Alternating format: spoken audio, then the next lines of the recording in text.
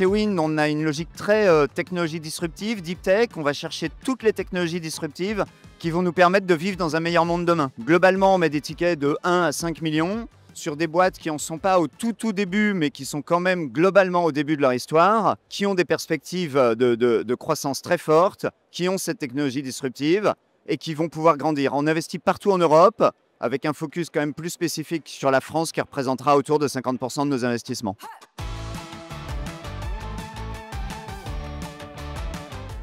Alors secteur, c'est difficile de répondre en secteur parce que je pense que quand on a des innovations qui sont majeures, comme l'AI par exemple dont on parle beaucoup, ça adresse tous les secteurs en fait. Donc il n'y a pas un secteur spécifique.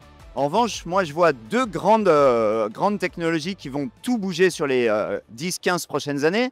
Alors l'AI évidemment on en parle partout et ça va adresser tous les secteurs. Il y en a une dont on en parle moins parce que je pense qu'on est très à regarder les États-Unis et on regarde les innovations américaines, occidentales, on regarde moins ce qui se passe en Chine. Et je pense qu'il y a un deuxième grosse vague énorme qui va tout changer dans les 20 ans qui viennent, qui sont l'électrification des usages et globalement l'électrification globale de toutes nos économies.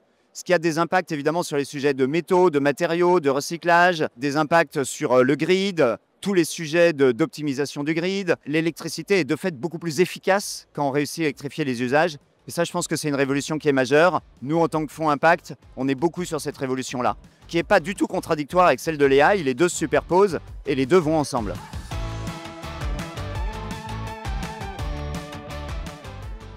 On dit qu'il y a moins d'argent qu'il y a eu pendant une bulle de 2020-2022. Bah oui, c'est normal puisque par définition, on était dans une bulle.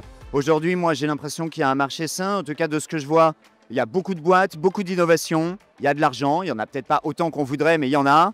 Il y en a pour les belles entreprises en tout cas. Quand on est ici à Vivatech, on voit qu'on ne peut pas dire qu'on est dans un écosystème qui est mort. Donc on est dans un bel écosystème, il y a beaucoup de choses à faire, il y a beaucoup d'initiatives.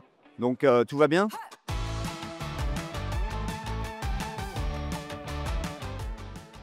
Non, pour moi l'IA c'est un moteur d'innovation, j'en ai parlé tout à l'heure, l'électrification en est un d'autre et puis il y en a plein d'autres. Et évidemment le moteur d'un fonds c'est d'avoir des entrepreneurs. Et pour qu'il y ait des entrepreneurs, il faut qu'il y ait globalement des grandes innovations qui en génèrent plein d'autres. Donc l'IA, c'est un énorme vecteur d'innovation, et donc de plein de boîtes innovantes, et donc de plein de deal flow pour un fonds, et donc qui favorise tout l'écosystème.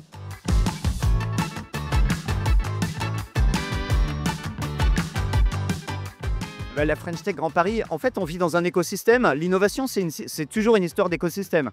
Il y a des grands groupes qui ont besoin de trouver des innovations.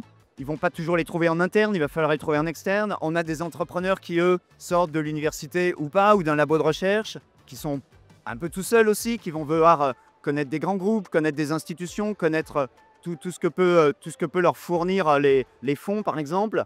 Et donc, dans une histoire d'écosystème, il faut toujours des faiseurs d'écosystème.